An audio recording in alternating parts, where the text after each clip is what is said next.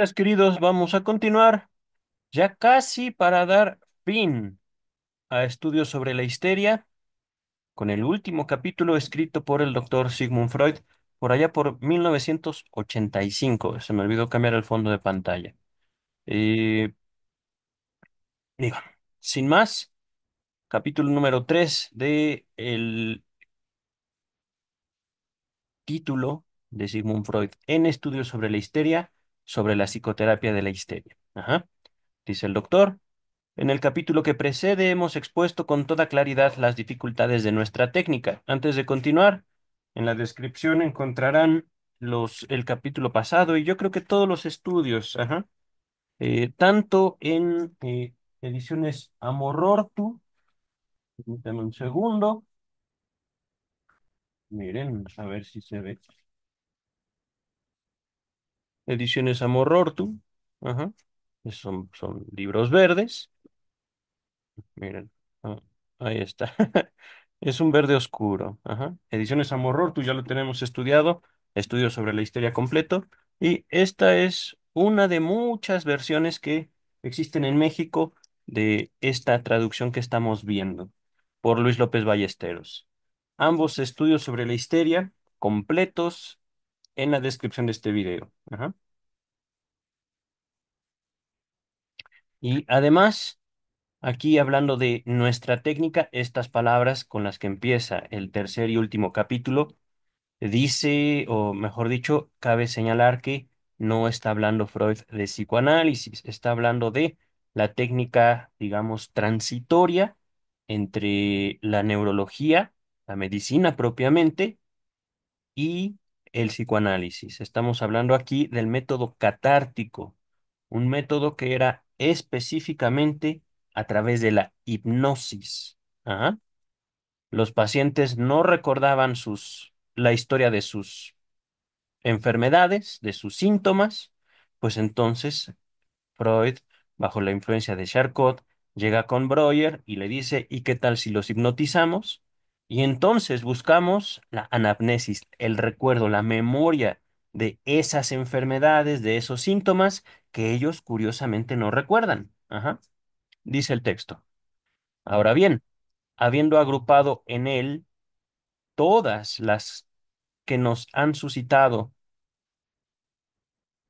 en el capítulo, ajá. Habiendo agrupado en el capítulo todas las que nos han suscitado los casos más complicados, debemos también hacer constar que en muchos otros no es tan penosa nuestra labor. Mm, perdón, me quedé pensando, todas las que, perdón, deben ser todos los casos, porque no se entiende, o las dificultades, supuestamente. Ajá. Vamos a continuar, ¿vale? De todos modos, de todos modos, se habrá preguntado el lector si en lugar de emprender la penosa y larga labor que representa la lucha contra la resistencia, ¿no sería mejor poner más empeño en conseguir la hipnosis o limitar la aplicación del método catártico a aquellos enfermos susceptibles de un profundo sueño hipnótico? A esta última proposición habría que contestar que entonces quedaría para mí muy limitado el número de enfermos, pues mis condiciones de hipnotizador no son nada brillantes. A la primera opondría mi sospecha de que el logro de la hipnosis no ahorra considerablemente la resistencia. Aquí justamente hablamos de resistencia, no en el sentido psicoanalítico, sino justo una resistencia a veces consciente, voluntaria, de ocultar la historia propia delante de los médicos, delante de los doctores. Aquí no hablamos ni de psiquiatras, psicólogos o psicoanalistas. Ajá.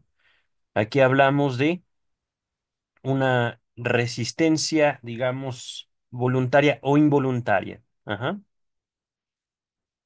Justamente puede ser vergüenza, puede ser pena, puede ser que el paciente mismo se ataque, es decir, como eso no tiene nada que ver.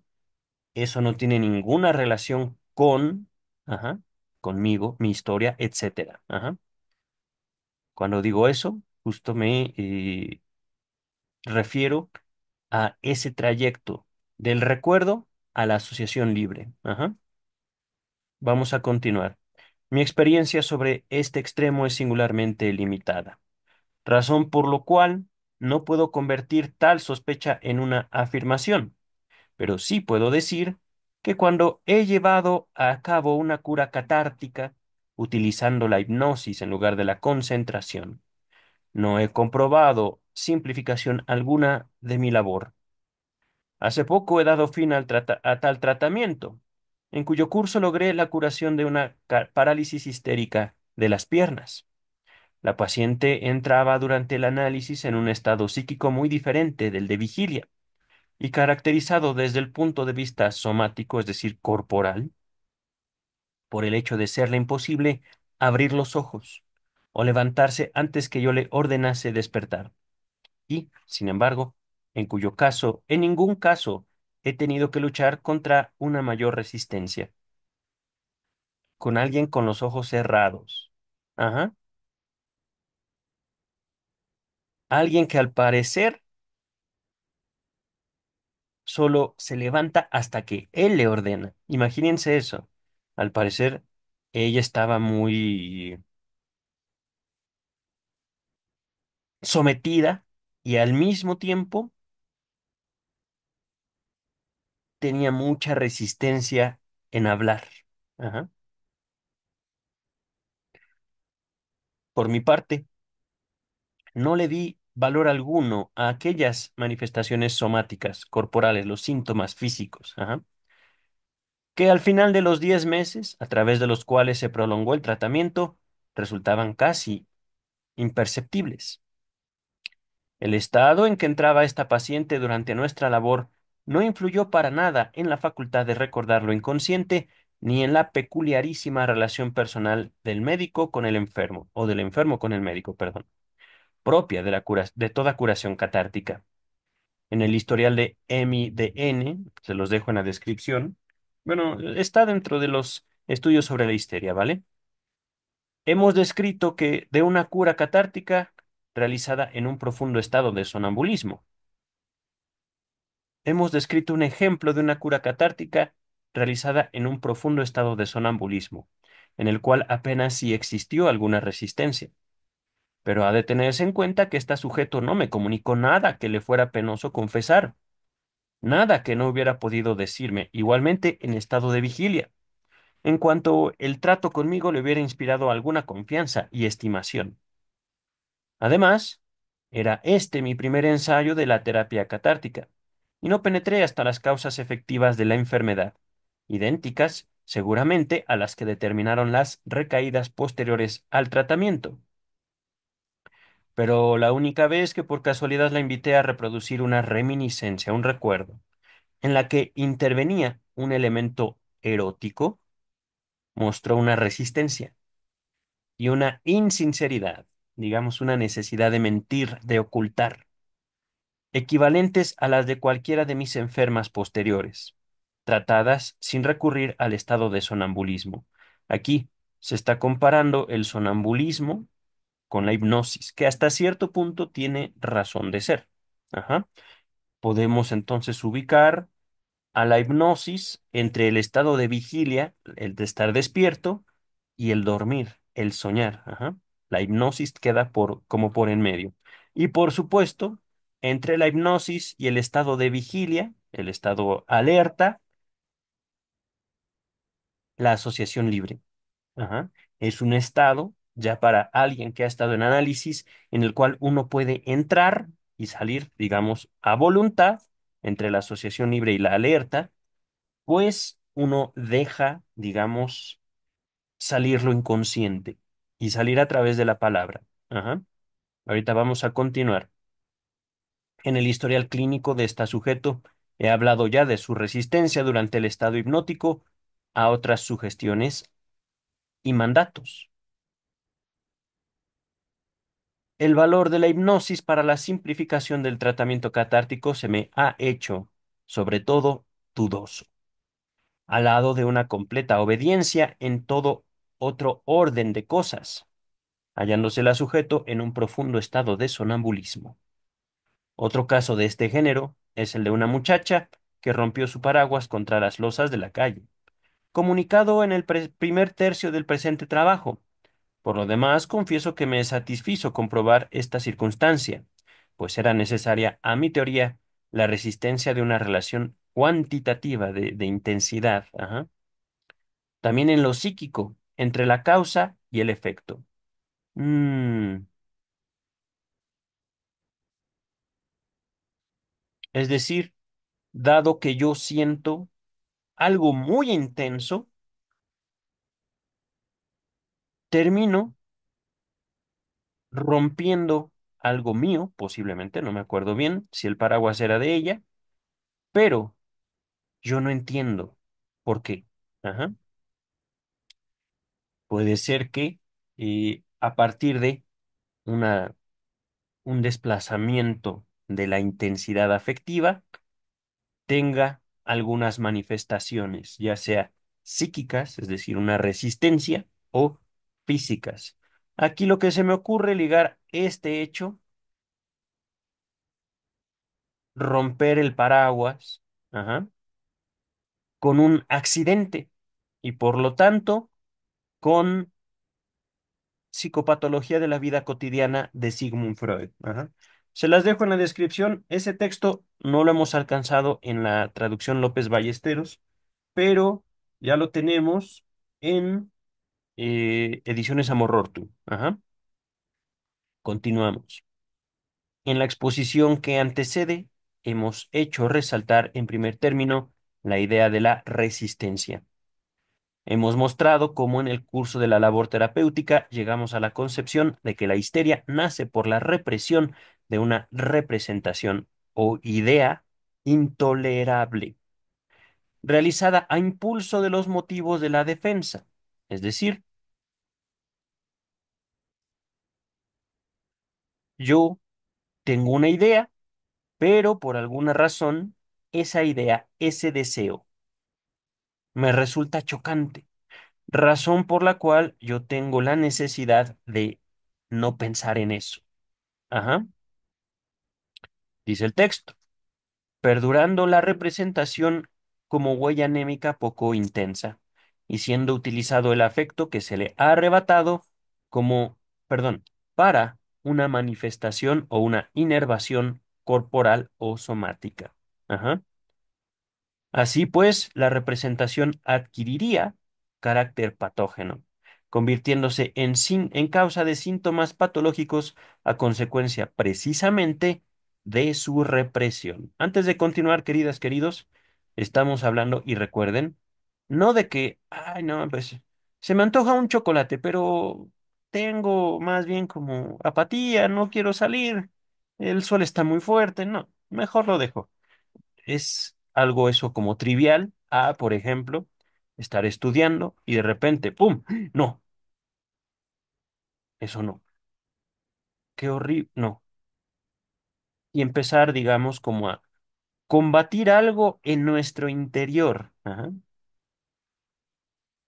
Hablamos de que no toda forma de represión es necesariamente patógena, es decir, podemos simplemente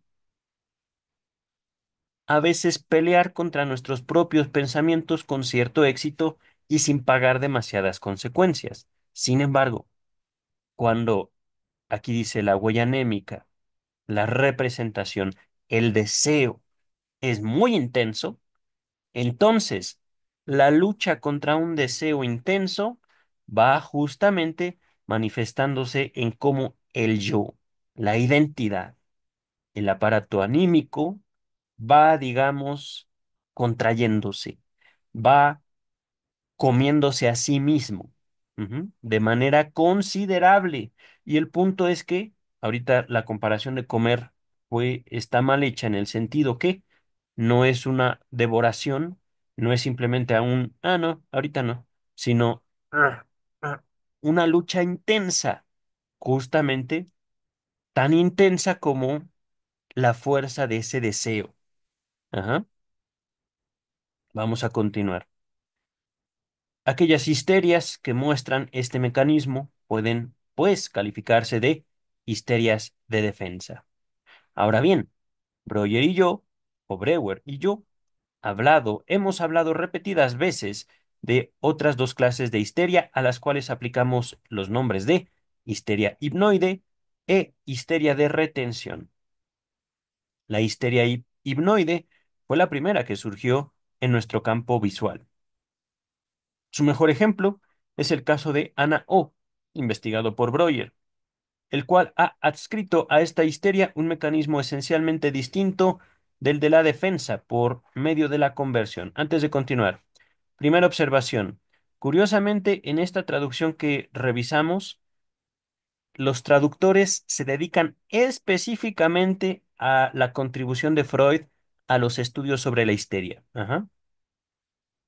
Por lo tanto, la traducción de Ana O en este archivo que estoy mostrándoles no venía en estudios sobre la histeria.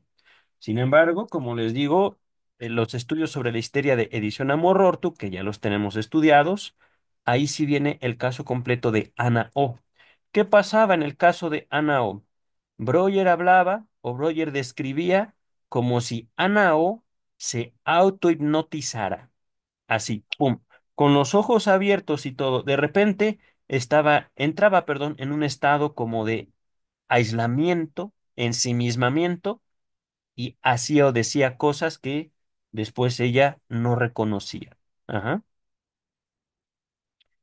Pero justamente en este estado de entre sonambulismo y autohipnosis, digámoslo así, lo que se manifestaba también en ella eran dolores, eran parálisis, eran contracturas. Ajá.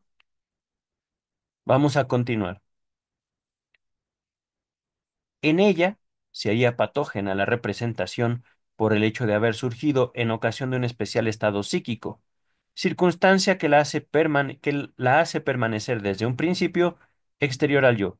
Si mal no recuerdo, Ana O, espero no estarla confundiendo, era una mujer muy inteligente, muy bella, muy capaz, que en una enfermedad, la enfermedad que termina llevando a su papá a la muerte, ella lo cuida durante mucho tiempo. Y en una ocasión queda con el brazo más o menos así, dormida, cuidando a su papá. El brazo se le duerme, pero ella sueña que una serpiente le está subiendo sobre el brazo. Y a partir de entonces, el brazo le queda o contracturado o paralizado. No recuerdo bien, pero era algo similar. Ajá. Por supuesto, no se trata de cancelar el sueño, sino aproximarse justamente a la manifestación o al origen de un conflicto interno que se manifiesta en un problema corporal o somático, físico. Ajá. Eh, Ahorita les describo brevemente cómo surgió, pero el contexto es lo que le da el sentido al síntoma. Ujú. Dice el texto, no ha sido, por tanto, precisa fuerza psíquica alguna que mantenga fuera del yo a la representación, la cual no debería despertar resistencia ninguna al ser introducida en el yo, con ayuda de la actividad del estado de sonambulismo. Así, el historial clínico de Ana O no registra el menor indicio de resistencia. Me parece tan importante esta distinción que ella me decide a mantener la existencia de la histeria hipnoide, a pesar de no haber encontrado en mi práctica médica un solo caso puro de esta clase. Cuantos casos he investigado han resultado ser de histeria de defensa. No quiere decir esto que no haya tropezado nunca con síntomas nacidos, evidentemente, en estados aislados de conciencia, y que por tal razón habían de quedar excluidos del yo.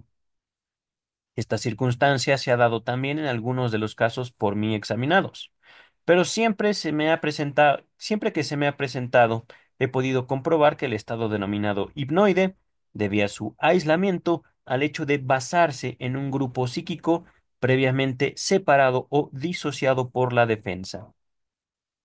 No puedo, en fin, reprimir la sospecha de que la histeria hipnoide y la defensa coinciden en alguna raíz, siendo la defensa el elemento primario. Pero nada puedo afirmar con seguridad sobre este extremo. Igualmente inseguro es, por el momento, mi juicio sobre la histeria de retención, en la cual tampoco tropezaría la labor terapéutica con resistencia alguna. Una vez se me presentó un caso que me pareció típico de la histeria de retención. Ahorita vemos qué es. Haciéndome esperar un éxito terapéutico pronto y sencillo. Antes de continuar, nota 84. Parece referirse al caso de Rosalía H. Ver en estas obras completas. No sé cuál es ese caso. No lo recuerdo yo. Y le recuerdo, López Ballesteros, digamos, traducía los nombres del, digamos, alemán al español. No me acuerdo exactamente bien. Elizabeth von R. en la traducción a Morortu se cambió en las traducciones por Luis López Ballesteros a Isabel von R. Entonces, no estoy seguro cuál es este caso de Rosalía H. Ajá. Al momento no recuerdo que haya sido estudiado en los estudios sobre la histeria. Vamos a continuar. Ahorita queda pendiente esto de la histeria de retención. No recuerdo exactamente cuál es. La labor catártica se desarrolló en efecto sin dificultad ninguna, pero también sin el menor resultado positivo. Así pues, sospecho nuevamente, aunque con todas las reservas impuestas por mi imperfecto conocimiento de la cuestión, que también en el fondo de la histeria de retención hay algo de defensa, que ha dado carácter histérico a todo el proceso. Observaciones posteriores decidirán si con esta tendencia a la extensión del concepto de defensa a toda la histeria corremos peligro de caer en error. He tratado hasta aquí de la técnica y las dificultades del método catártico, y quisiera agregar ahora algunas indicaciones de cómo en esta técnica se lleva a cabo un análisis. Es este un tema para mí muy interesante. Pero claro es que no puedo esperar que despierte igual interés en los que no han realizado ninguno de tales análisis. Nuevamente hablaré de la técnica, pero esta vez trataré de aquellas dificultades intrínsecas de las que no puede hacerse responsable al enfermo. Dificultades que en parte habrán de ser las mismas en los casos de histeria hipnoide o de retención que en los casos de histeria de defensa, tomados aquí por modelo.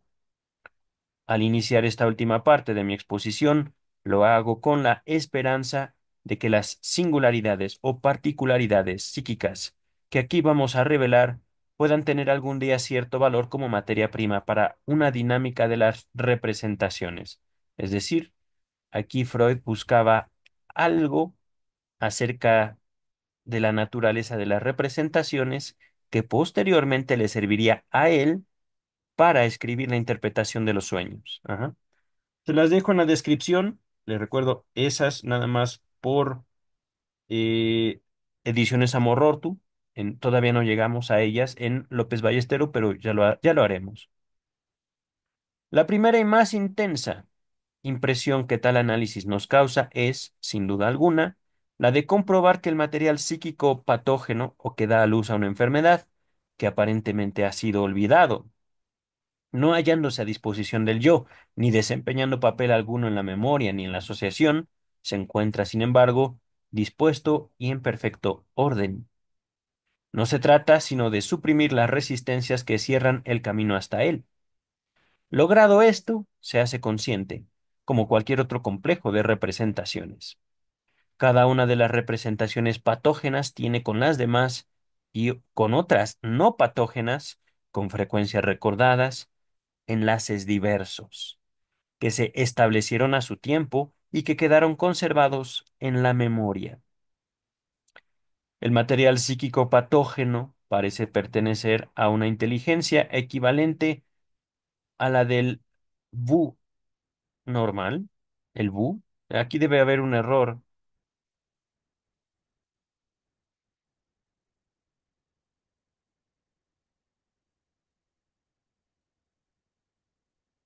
Esto debe de estar de más. Miren, voy a eliminar este VU. El material psíquico patógeno parece pertenecer a una inteligencia equivalente a la del normal, a la del material psíquico normal. Ajá. Es decir, aquí, dice Freud, pareciera como si el material patógeno se organizara a sí mismo. Ajá. Y debo reconocer que ese orden es muy similar al orden normal del material psíquico. Ajá.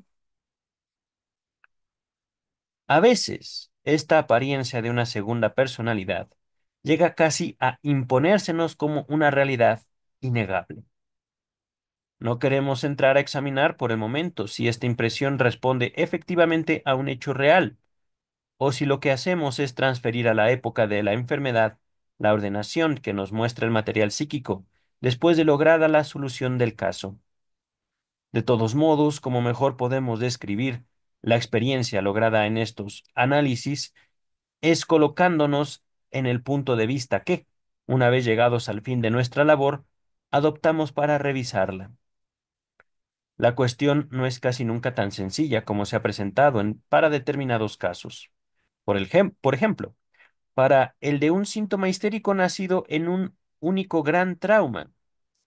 En la inmensa mayoría de los casos, no nos encontramos ante un único síntoma, sino ante cierto número de ellos, en parte independientes unos de otros y en parte enlazados entre sí. No esperaremos, pues, hallar un único recuerdo traumático, como nódulo o centro del mismo, una sola representación patógena. Así no pasa. Ajá. Es decir, sino por el contrario, series enteras de traumas parciales y concatenaciones de procesos mentales patógenos. Ajá.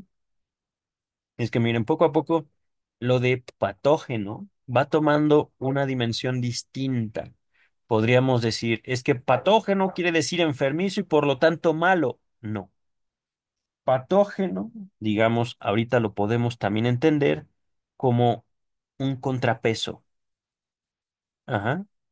Un cierto equilibrio, y ahorita que lo estoy explicando así, puedo decir que es un equilibrio entre lo social y lo personal, entre lo social y lo subjetivo. Ujú. Recuerden una cosa, queridas, queridos, los pacientes no viven para nosotros, los pacientes no viven para la sociedad. Los pacientes, igual que todo organismo vivo, vive primero que nada para sí mismo. A veces nosotros no podremos entender lo que vemos en otros, ajá, lo que dicen otros, pero no solo es una cuestión de acercarse al sentido, al significado, a partir de el sujeto que emite un mensaje, sino también incluso recordar el mensaje, el significado, podría permanecer oculto, vedado, inconsciente para la persona misma que la emite, que lo emite. Ajá. Dice el texto, la histeria traumática monosintomática representa un organismo elemental, un ser monocelular, comparada con la complicada estructura de las graves neurosis histéricas corrientes. El material psíquico de estas últimas histerias se nos presenta como un producto de varias dimensiones y por lo menos de una triple estratificación, digamos como un edificio de 3 pisos. Ajá. Espero poder demostrar enseguida estas afirmaciones. Existe primero un nódulo, un centro, compuesto por los recuerdos de sucesos o procesos mentales en los que ha cumplido el factor traumático o hallado la idea patógena su más puro desarrollo. Antes de continuar, esto está fabuloso. Es decir, para lo psíquico, el recuerdo y las ideas o las fantasías tienen exactamente el mismo peso. Para lo psíquico, eso es lo que les digo. Para lo social, claro que no. Para lo social, lo que pensamos no importa, lo que hacemos importa, importa todo. Pero para lo psíquico es tan pesado el recuerdo, un hecho real, que, por ejemplo, una fantasía, una idea. Ajá. Después de todo, somos nosotros quienes también internamente nos determinamos, elegimos, hay voluntad. Ajá. Dice el texto, en derredor de este nódulo, de este centro, se acumula un distinto material de memoria o némico, con frecuencia extraordinariamente amplio, a través del cual hemos de penetrar en el análisis, siguiendo, como indicamos antes, tres órdenes diferentes. Órdenes, estratificaciones. Ajá. Primeramente, se nos impone la existencia de una ordenación cronológica lineal dentro de cada tema. Aquí esto está genial. Y es que miren, aquí podría yo decirles, Freud está ya entreviendo, divisando de lejos lo inconsciente. Ajá. Y al decir esto, es como acercarnos a lo inconsciente, penetrar lo inconsciente a partir de un ordenamiento cronológico, es decir, a partir de, digámoslo así, una operación yoica, una lógica distinta a la lógica que opera en lo inconsciente. Ajá. Como ejemplo, dice Freud, citaré al correspondiente análisis de Ana O, llevado a cabo por Breuer.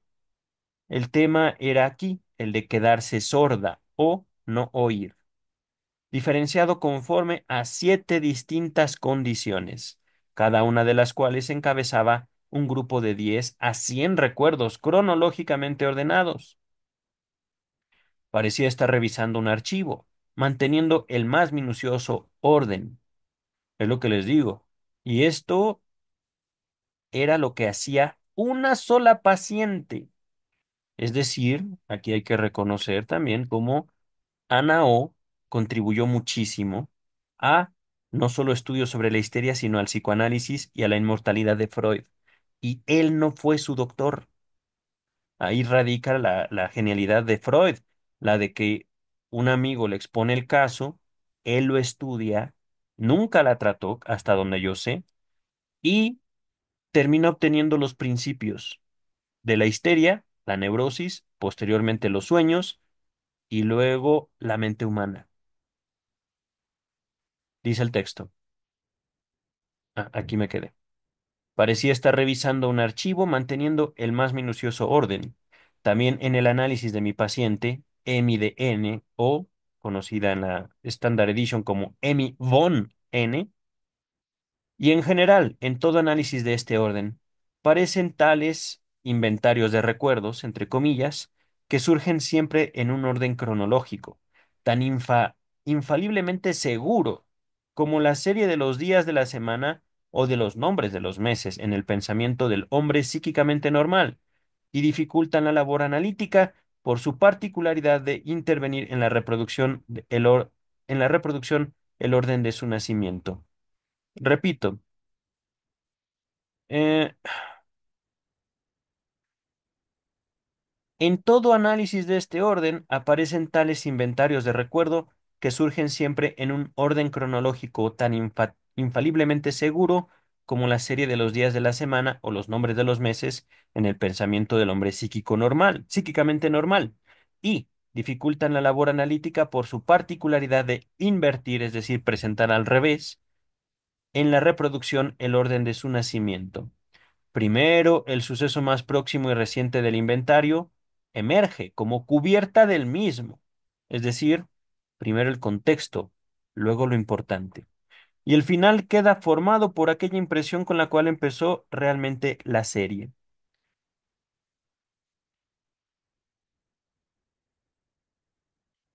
A esta agrupación de recuerdos de la misma naturaleza en una multiplicidad lineamente estratificada, de formación de un tema, ajá, Ahora bien,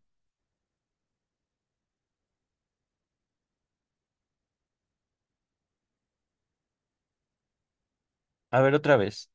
A esta agrupación de recuerdos de la misma naturaleza en una multiplicidad linealmente estratificada, parecida a la constituida por un paquete de legados, le he dado la formación de un tema. Creo que me salté un renglón, pero ahorita ya lo corregí. Ahora bien, estos temas muestran una segunda ordenación. Se hallan concéntricamente ordenados en derredor del nódulo patógeno. Ahorita solo puedo pensarlo como una paleta compuesta por varias capas. Ajá. El centro sería, digamos, como el núcleo patógeno, el nódulo patógeno. Dice el texto, no es difícil precisar qué es lo que constituye esta estratificación y conforme al aumento o la disminución de qué magnitud queda establecida tal ordenación. Son estratos de la misma resistencia, creciente en dirección al nódulo, y con ello zonas de la misma modificación de la conciencia, a las cuales a las cuales se extienden los demás temas dados. Los estratos periféricos contienen de los diversos temas aquellos recuerdos o inventarios de recuerdos que el sujeto evoca con facilidad, habiendo sido siempre conscientes. Luego, cuanto más profundizamos, más difícil se hace al sujeto reconocer los recuerdos emergentes, hasta tropezar ya cerca del centro o el nódulo con recuerdos que el enfermo niega aún al reproducirlos. Wow. Miren, es que ahorita recordemos, Freud está hablando acerca de la dinámica o la naturaleza de las representaciones.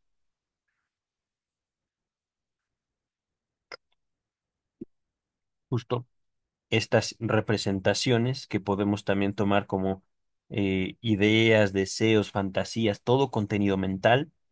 Ahorita lo estoy concibiendo justo como átomos, no, sí, átomos, moléculas, ajá.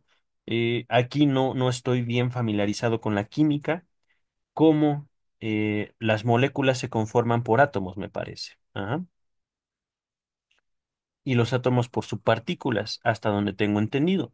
Pero es como si en lo psíquico funcionara de manera similar o es como Freud está, digamos, representando lo psíquico ahorita. Pero esto de el nódulo y cómo el núcleo va, digamos, cubriéndose de capas, es algo que no había identificado. Yo más bien los tenía justamente con una concepción muy neurológica, como neuronas, ajá. Pero no es que, por ejemplo, la neurona uno, que, por ejemplo, hablemos de mi papá, mi mamá, sino es más bien como dos, dos átomos se juntan para formar una cierta molécula, ajá, de algún elemento, de algún compuesto. Ahorita vamos a continuar.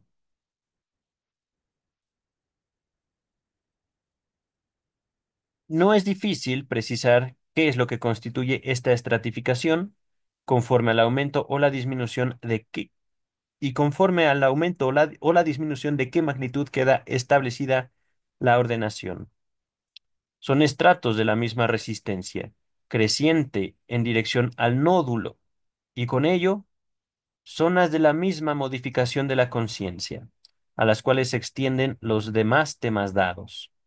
Los estratos o los lugares periféricos, limítrofes, ajá, contienen de los diversos temas aquellos recuerdos o inventarios de recuerdos que el sujeto evoca con facilidad, habiendo sido siempre conscientes. Ujú. Es decir, lo que nosotros podemos recordar son justamente aquellas representaciones, ideas, fantasías o experiencias donde hubo alguna importancia. Ajá. Justamente por, digamos, la interacción entre nuestros núcleos afectivos. Así lo voy a decir ahorita. Luego, cuanto más profundizamos, más difícil se hace al sujeto reconocer los recuerdos emergentes, hasta tropezar ya de cerca del nódulo con recuerdos que el enfermo niega aún al reproducirlos. Esto de el enfermo niega me sonó completamente algo inconsciente. Es decir, sí, es verdad. Un ejemplo muy inocente, muy bobo. Sé que acabo de tomar agua, pero al mismo tiempo no puedo haber tomado agua. O sé que ayer tomé un café, pero no pude haber tomado un café. Ajá, dice el texto. Esta estratificación concéntrica, es decir, al respecto del centro, al respecto del núcleo de intensidad, del material psíquico patógeno, es, como más tarde veremos, la que presta al curso de nuestros análisis sus rasgos característicos.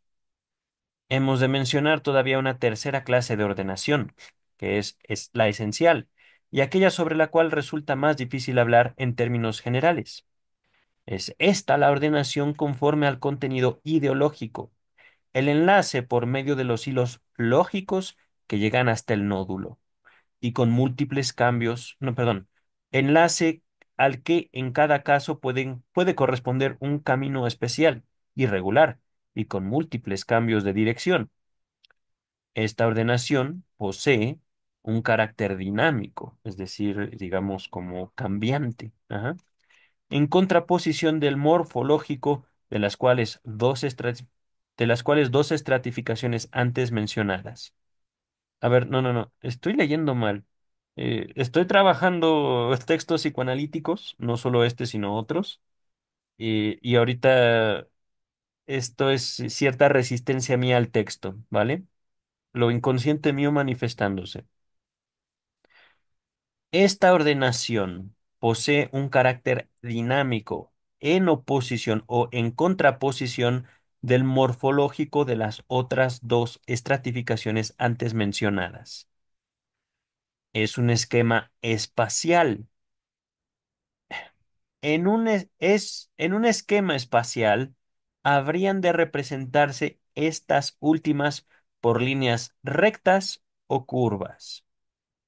Y, en cambio, la representación del enlace lógico formaría una línea quebrada de complicadísimo trazado, que yendo y viniendo desde la periferia, los límites, a las capas más profundas, y desde estas a la periferia, fuera, sin embargo, aproximándose cada vez más al centro, al nódulo, tocando antes en todas las estaciones.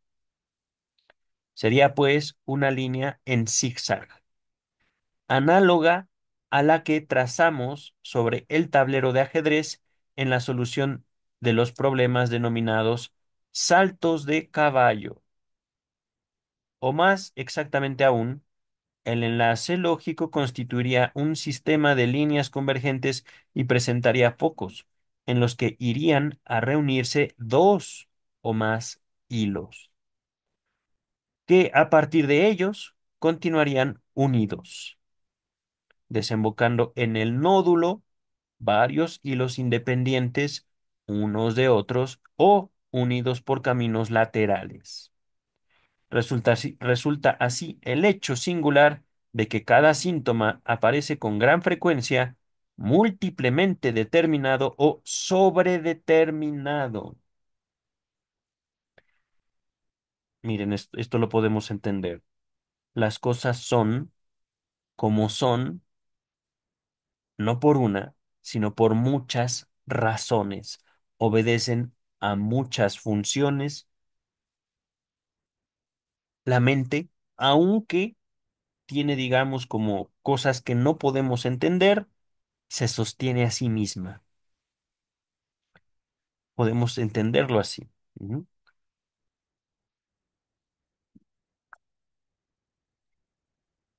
Dice el texto, esta tentativa de organizar o esquematizar la organización del material psíquico patógeno quedará completada introduciendo en ella una nueva complicación. Puede, en efecto, suceder que el material patógeno presente más de un nódulo. ¡Wow! Aquí puedo comparar entonces los nódulos como los planetas, ¿no? Definidos como por una cierta ley de la atracción, digamos, gravedad. Ajá. Puede, en efecto, suceder que el material patógeno presente más de un nódulo. Por ejemplo, cuando nos vemos en el caso de analizar un segundo acceso histérico que poseyendo su etiología propia, es decir, teniendo un origen específico, se halla, sin embargo, enlazado a un primer ataque de histeria aguda dominado años atrás. No es difícil imaginar qué estratos y procesos mentales han de agregarse en estos casos para establecer un enlace entre los dos nódulos o los dos centros de la enfermedad, de los síntomas, los dos nódulos patógenos. En este cuadro de la organización del material patógeno, a este cuadro de organización del material patógeno añadiremos aún otra observación. Hemos dicho que este material se comporta como un cuerpo extraño y que la terapia equivaldría a la extracción de un tal cuerpo extraño de los tejidos vivos. Ahora podemos ver cuál es el defecto de esta comparación. Un cuerpo extraño no entra en conexión ninguna con las capas de tejidos que lo rodean, aunque los modifica y les impone una inflamación reactiva. En cambio, nuestro grupo psíquico patógeno, no se deja extraer limpiamente del yo. Es que forma parte del yo, pero sus capas exteriores pasan a constituir partes del yo normal. Ujú. Y en realidad pertenecen a este último tanto como a la organización patógena. ¡Oh, oh, oh! En pocas palabras, queridas, queridos, el síntoma viene del yo, viene de la identidad y viene de, digámoslo así, lo inconsciente, el otro yo. Ajá. El síntoma neurótico, histérico, obsesivo, es, digamos, un compromiso entre lo consciente y lo inconsciente. Ajá. Pero, como definimos lo consciente y lo inconsciente, eh, lo consciente podríamos decirlo, no solo la identidad, sino el la cara que yo quiero ver de mí, ajá, que yo quiero ver de mí. Ajá. No es nada más mi yo, sin mi yo, digamos, con el que interactúo todos los días, sino lo que yo específicamente busco, deseo y sostengo de mí. Ajá. Y sin embargo, a pesar justamente porque yo sostengo algo de mí, lucho contra cierta porción de mí. No tanto estoy hablando de una cuestión moral, no es tanto eso, abarca, pero es mucho más grande. Ajá. Justamente es algo que me tiene ahorita trabajando. ¿Cómo lo que yo hoy tengo por normal, mañana puede a mí mismo serme desagradable? Un ejemplo sencillísimo, tomar agua. No es una cuestión simplemente de el acto, sino el significado en un momento dado de nuestra vida. Ajá. Por eso, queridas, queridos, porque en lo psíquico, digamos, esta organización es dinámica, el conductismo norteamericano no tiene lugar. Ajá. La experimentación en animales no tiene comparación con esta clase de ordenamientos, no solo los ordenamientos propios del psicoanálisis propuesto por Sigmund Freud, sino los ordenamientos en el ser humano, en la raza humana, en la especie humana. Ajá. Podemos decirlo, un solo sueño puede alterar. la visión que tenemos de la vida y puede ya sea echar a perder un día que no hemos vivido o darnos razones para vivir un solo sueño. Ajá. Ahorita vamos a continuar. El límite entre ambos se sitúa en el análisis convencionalmente, tan pronto en un lugar como en otro, habiendo puntos en los que resulta imposible de precisar.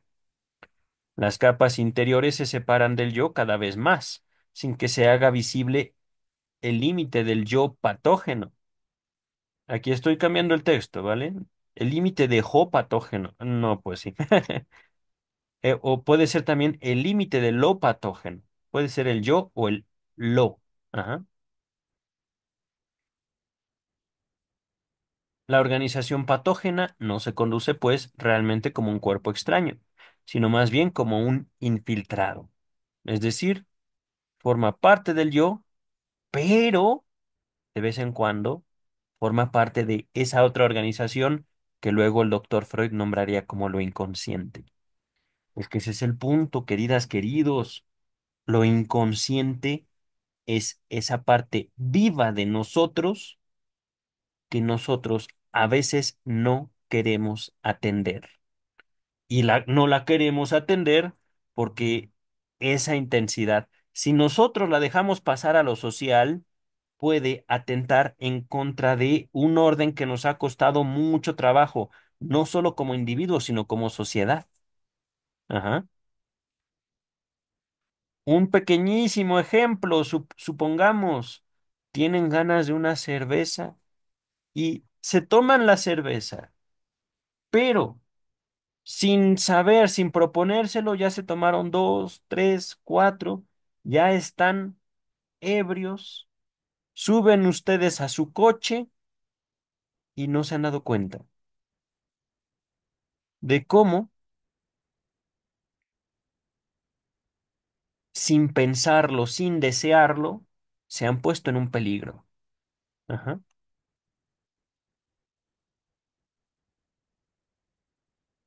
Vamos a continuar, queridas, queridos. El agente infiltrante sería, en esta comparación, la resistencia. La terapia no consiste tampoco en extirpar algo, operación que aún no puede realizar la psicoterapia, y aún al día de hoy no, querido doctor Freud, sino en fundir la resistencia y abrir así la circulación, a la circulación el camino hacia un sector que hasta entonces le estaba prohibido, vedado, que no estaba dentro de sus límites. Me sirvo aquí de una serie de comparaciones incompatibles entre sí y que no presentan sino una limitada analogía o comparación con el tema tratado. Pero dándome perfecta cuenta de ello, estoy muy lejos de engañarme sobre su valor. Ahora bien, mi intención es más la de presentar claramente desde diversos puntos de vista una cuestión nueva, nunca expuesta hasta ahora, y por este motivo me habré de permitir la libertad de continuar en páginas posteriores tales comparaciones, a pesar de su reconocida imperfección. Si una vez resuelto el caso pudiéramos mostrar el material patógeno en su descubierta organización complicadísima y de varias dimensiones a un tercero, nos plantearía este seguramente la interrogación de cómo un tan amplio producto ha podido hallar cabida en la conciencia de cuya angostura se habla tan justificadamente. Este término de la angostura de la conciencia, lo limitado de la conciencia, adquiere sentido y nueva vida a los ojos del médico que practica tal análisis. Nunca penetra en la conciencia del yo, sino un solo recuerdo. Es decir, no estamos analizando la conciencia en sí, sino un solo recuerdo. Y a partir de ese recuerdo, podríamos decir, accedemos a una porción de la conciencia, no a toda. El enfermo que se haya ocupado en la elaboración del mismo, del recuerdo, No ve nada de lo que detrás de él se agolpa y olvida lo que ya ha penetrado con anterioridad.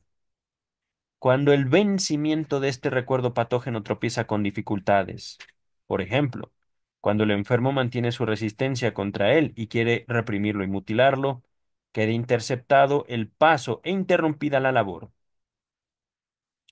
Nada nuevo puede emerger mientras dura esta situación, y el recuerdo en vías de penetración permanece ante el enfermo hasta que él mismo lo acoge en su área, perdón, en el área de su yo, de su percepción. Ajá.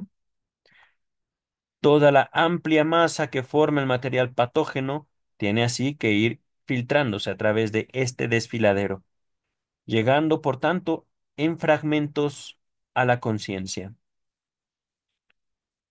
De este modo, el terapeuta se ve obligado a reconstruir luego con estos fragmentos la organización sospechada, labor comparable a la de formar un rompecabezas, un puzzle,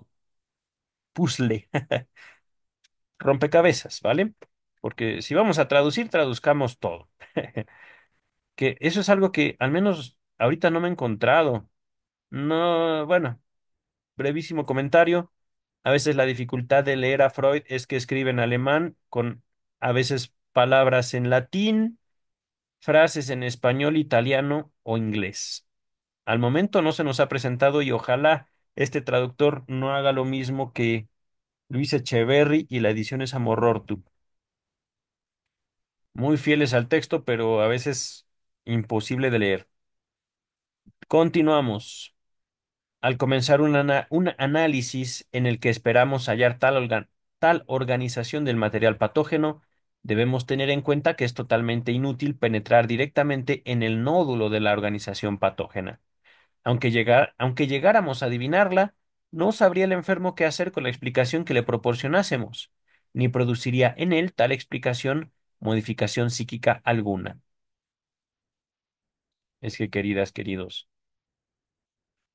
una cosa es evidentemente que nosotros podemos ser especiales con nosotros mismos. Ajá.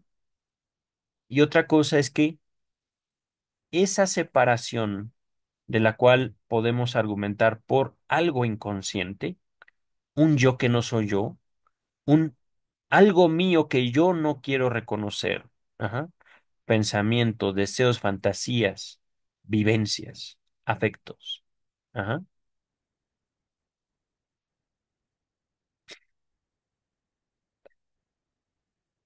Una cosa es esta separación y otra cosa es los motivos de esa separación. Ajá. Es que aquí, por ejemplo, podríamos decir, no es el conocimiento lo que busca el psicoanálisis, sino una relación específica del sujeto con ese conocimiento. Es decir, podemos explicar los síntomas sin que los síntomas se modifiquen. De aquí la importancia de la sexualidad. Eso es otra cosa en la que he estado trabajando en mis propios textos, otros estudios de Sigmund Freud. Ajá. Una cosa es tomar un vaso de agua y otra cosa es erotizarse por tomar un vaso de agua, emocionarse por tomar un vaso de agua, tener a un vaso de agua como algo prohibido y por tanto como una tentación, una libido que va relacionándose exactamente igual con representaciones, personas o objetos. Ajá. Ah, representaciones o conocimientos, explicaciones. Ajá. No hay, pues, más remedio que limitarse en un principio a la periferia del producto psíquico patógeno. Comenzamos, pues, por dejar relatar al enfermo todo lo que sabe y recuerda, orientando su atención y venciendo por medio del procedimiento de la presión. Lo va a recordar, ándele, ya lo recordó. Las ligeras resistencias que puedan presentarse. Siempre que este procedimiento abre un nuevo camino, podemos esperar que el enfermo avance por él algún trecho sin nueva resistencia. Una vez que hemos laborado en esta forma durante algún tiempo, surge por lo general en el paciente una fuerza colaboradora. Evoca, en efecto, multitud de reminiscencias, sin necesidad de un interrogatorio por nuestra parte. Esto quiere decir que nos hemos abierto camino hasta una capa interior, dentro de la cual dispone ahora espontáneamente el sujeto de todo el material de igual resistencia. Durante algún tiempo deberemos entonces dejarle evocar sus recuerdos sin influir sobre él. No podrá, ciertamente, descubrir así enlaces importantes. Y los elementos que vaya reproduciendo parecerán muchas veces incoherentes, pero nos proporcionará el material al que más tarde dará coherencia el descubrimiento de la conexión lógica. Hemos de guardarnos en general de hacer dos cosas. Si coartamos al enfermo en la reproducción de las ocurrencias emergentes, puede quedar enterrado algo que luego ha de costarnos trabajo extraer a la luz. Por otro lado, tampoco hemos de confiar demasiado en su inteligencia inconsciente, abandonándole la dirección del análisis. Es decir, no es simplemente hablar con total libertad. Lo es desde el punto de vista, digamos, como del observador, del analista. Es, digamos, algo que Freud luego explicaría, o sí, explicaría, como tratándolo de esquematizar, de transmitir. El inconsciente del analista hablando con el inconsciente del paciente. Ya no es una cuestión, digamos, de una lógica narrativa, no es lineal, sino es justamente la lógica inconsciente. Mm. Por eso, hablar con un analista es muy diferente a hablar con un sacerdote, con un psiquiatra, con un psicólogo, porque el analista se da el permiso, entre otras cosas, de la asociación, de la separación, no hay empatía, no es necesaria. Y es más, la empatía cubre justamente la posibilidad de la asociación libre. Ujú. Si nosotros como analistas nos preocupamos porque el paciente no sienta, entonces vamos a evitar que él o ella hablen y se abran, lo más importante, para ellos mismos. Esquematizando, dice el texto, nuestra forma de elaborar, es decir, vamos a organizar nuestro trabajo.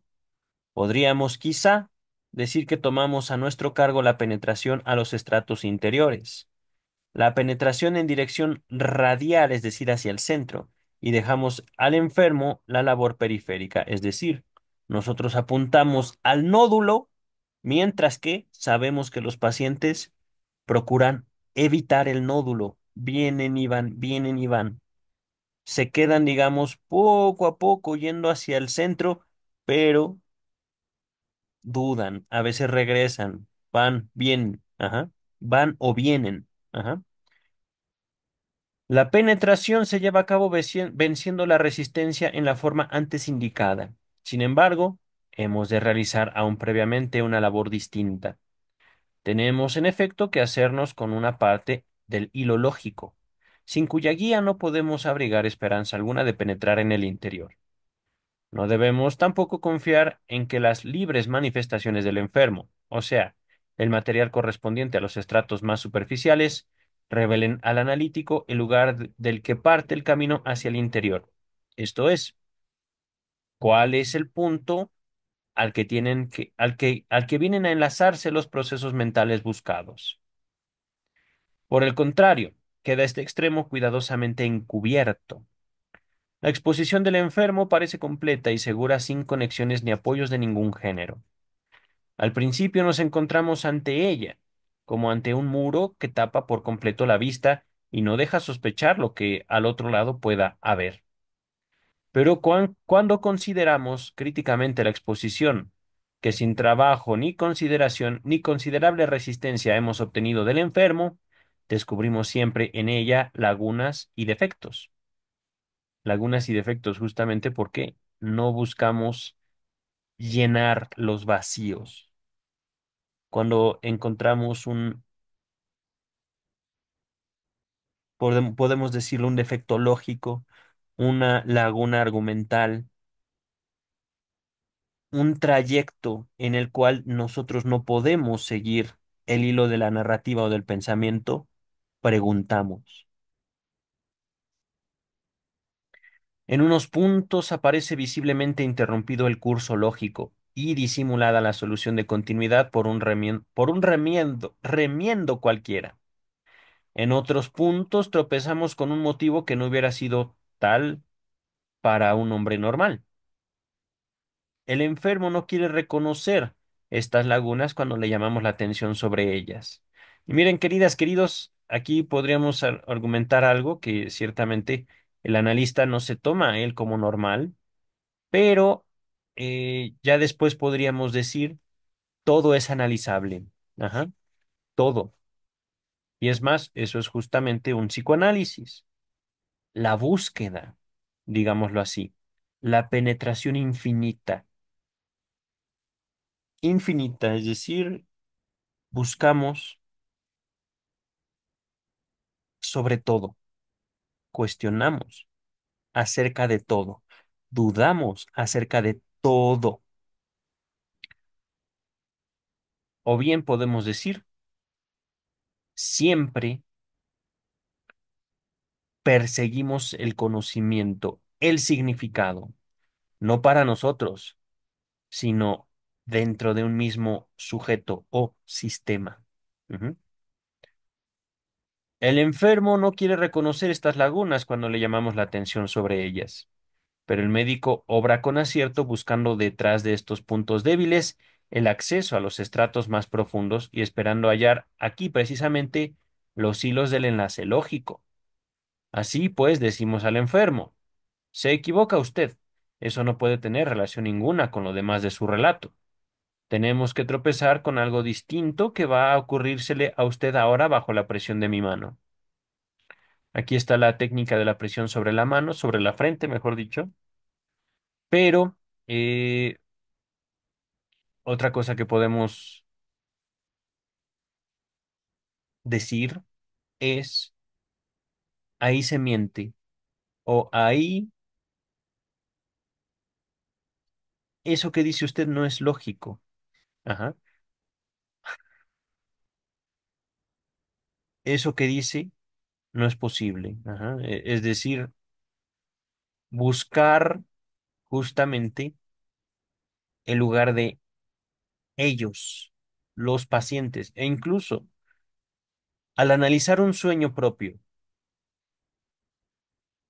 colocarnos, digamos, en una dirección como punto nodal de esos procesos que hemos sentido o vivido en el sueño mismo, esos elementos. Ajá. Vamos a continuar.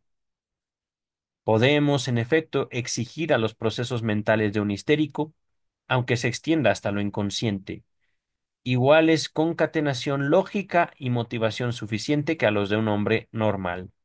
Es decir, los neuróticos no son gente disminuida. Ah, ah. Incluso podríamos decirlo, la neurosis podría ser, digamos, eh, un individuo cuyo proceso de socialización lo ha dejado inestable, digámoslo así. Ajá. Dice el texto, la neurosis carece de poder bastante para debilitar estas relaciones.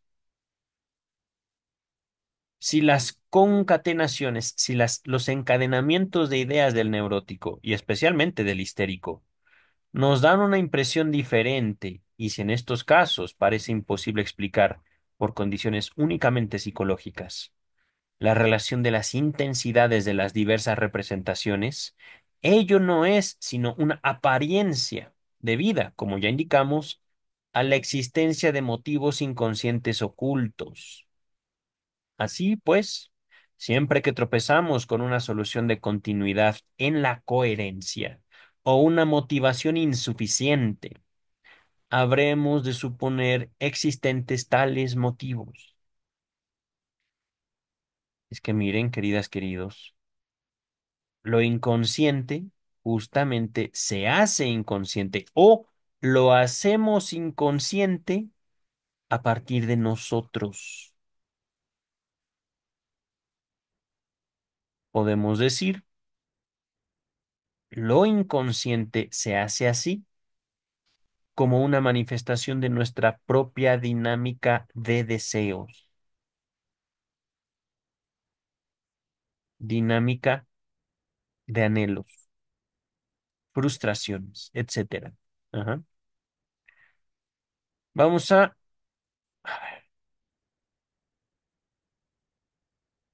yo creo que avanzamos hasta acá. Es que ahorita no quiero interrumpir el hilo de pensamiento. Ya llegamos como a la mitad del capítulo, pero quiero seguir un poquito más. No, no creo acabarlo todo ahorita. Creo que faltan 10 páginas, pero ahorita quiero continuar con esto. De este modo, o sea, descubriendo las lagunas de la primera exposición del enfermo, disimuladas a veces por falsos enlaces, nos apoderamos de una parte del hilo lógico en la periferia y desde ella nos vamos abriendo luego camino hacia el interior. Sin embargo, solo muy raras veces conseguimos penetrar hasta los estratos más profundos guiados por el mismo hilo lógico. La mayor parte de las veces queda interrumpido el camino, no proporcionándonos ya el procedimiento de la presión en la frente, resultado ninguno, o proporcionándonos resultados que rehuyen toda aclaración y continuación. En estos casos aprendemos pronto a no incurrir en error y a descubrir en la fisionomía del enfermo si realmente hemos llegado a agotar el tema, si nos hallamos ante un caso que no precisa de aclaración psíquica o si se trata de una extraordinaria resistencia que nos impone un alto a nuestra labor. Aquí, descubrir en la fisionomía, es decir, esto por muy verbal y muy teórico que se escuche, es más bien físico y por supuesto nunca los tocamos, pero aproximarse a un nódulo emocional deja huellas en lo físico. Por eso, queridas, queridos, esta clase, digamos, de dinámica psíquica se transforma ya después con el psicoanálisis en una dinámica social, en una relación analítica, en un psicoanálisis, donde la transferencia es esto justamente. Acercarnos, alejarnos, acercarnos, alejarnos. Del sujeto, no. Físicamente tampoco. A través de la palabra. Nos acercamos a los nódulos, a los centros de las representaciones, de los complejos, de los afectos. Nos acercamos, nos alejamos, nos acercamos, nos alejamos. Y poco a poco, ¡pum! Ahí está. Y justamente esta relación del sujeto con su propio ser, con sus propias memorias, no es una cuestión de, ay, ya me acordé, sino es un, qué horrible, qué aterrador, eso soy yo. Sí,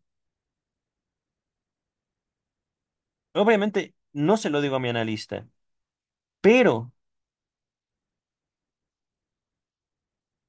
digamos, Ya al no penetrar en el núcleo, en el nódulo, simplemente al sentir un poquito la periferia, es ¡pum!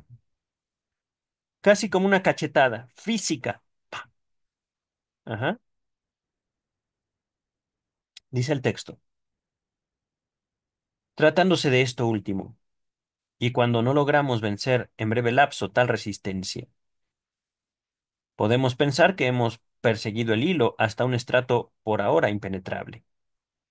Deberemos, pues, abandonarlo y seguir otro, que podrá igualmente no llevarnos sino hasta el último estrato.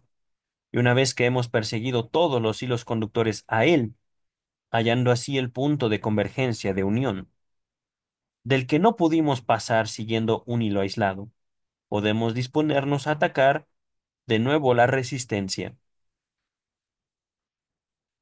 No es difícil darse cuenta de lo complicada que puede llegar a ser tal labor. Penetramos, venciendo constantes resistencias en los estratos interiores, adquirimos conocimiento de los temas acumulados en estos estratos y de los hilos que los atraviesan. Probamos hasta dónde podemos penetrar con los medios de los que por el momento disponemos y los datos adquiridos. Nos procuramos por medio del procedimiento de la presión. Aquí podemos cambiarlo por, digamos, distraemos la atención para retomar desde otro punto. Ajá. Nos procuramos, por medio del procedimiento de la presión sobre la frente, las primeras noticias del contenido de las capas inmediatas. Abandonamos y recogemos los hilos lógicos, los perseguimos hasta los puntos de unión o convergencia. Volvemos constantemente atrás y entramos persiguiendo los inventarios de recuerdos, el conjunto de recuerdos, en caminos laterales, que afluyen luego a los directos. Por último, avanzamos así hasta un punto en el que podemos abandonar la labor por capas sucesivas y penetrar por un camino principal, directo, hasta el centro o el nódulo de la organización patógena. Con esto queda ganada la batalla, pero no terminada. Tenemos aún que perseguir los hilos restantes y agotar el material. Mas el enfermo nos auxilia ya enérgicamente, habiendo quedado ya rota por lo general su resistencia. Podemos decir, estos son los principios de la transferencia. Poco a poco vencemos esa negativa a hablar, esa vergüenza del paciente. Ujú. Le permitimos sentirse libre frente a nosotros. No es así. Y no es una cuestión, justamente por esto, la dificultad para la psicología y para la medicina no es una labor que con un título la gente ya confía en nosotros. No, es una confianza, digámoslo así, que hay que ganarse primero trabajando en uno mismo. Si yo frente a mí me da pena hablar de mi sexualidad, yo para conmigo mismo. Cuando llega una persona queriendo hablar conmigo, lo que yo voy a hacer es, no, es que eso no se dice así. Oiga, pero no le vine a preguntar eso. No me importa, no se dice así. Ah, ok, bueno, gracias, ya me voy. Prefiero hablar con alguien que sí me escuche. Ajá,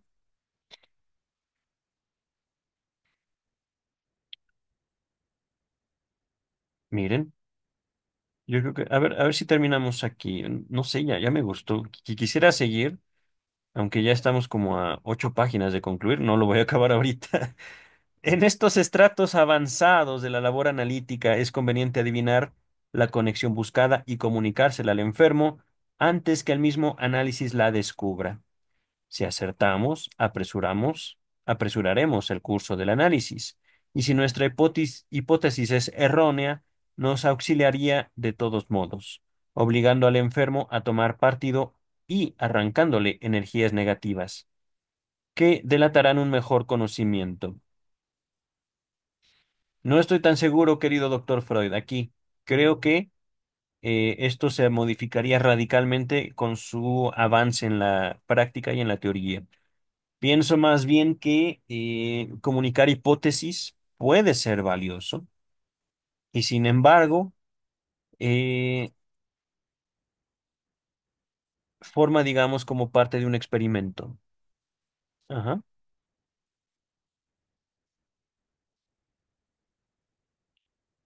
Un experimento narrativo, ciertamente, pero donde no estamos aquí, por ejemplo, aportando un conocimiento, sino favoreciendo la asociación dentro de el mismo analizante o paciente. Ujú. Miren, queridas, queridos, yo creo. Uy, uy, uy, ¿qué hice? Ya se trabó el botón. Estamos aquí. Yo creo que voy a dejar hasta aquí y el próximo video voy a retomar desde aquí. Estamos ahorita hablando acerca de la indagatoria preanalítica, pero en esto, digamos, se define mucho de lo que posteriormente sería el psicoanálisis en una cuestión de la relación analítica. Ajá. Es una indagatoria, ciertamente, pero es una indagatoria a partir de lo que el paciente deposita en nosotros, que no necesariamente hablamos de una relación de respeto, puede ser una relación desafiante. Ajá. No vamos a esperar docilidad, especialmente cuando los pacientes no son dóciles hacia ellos mismos.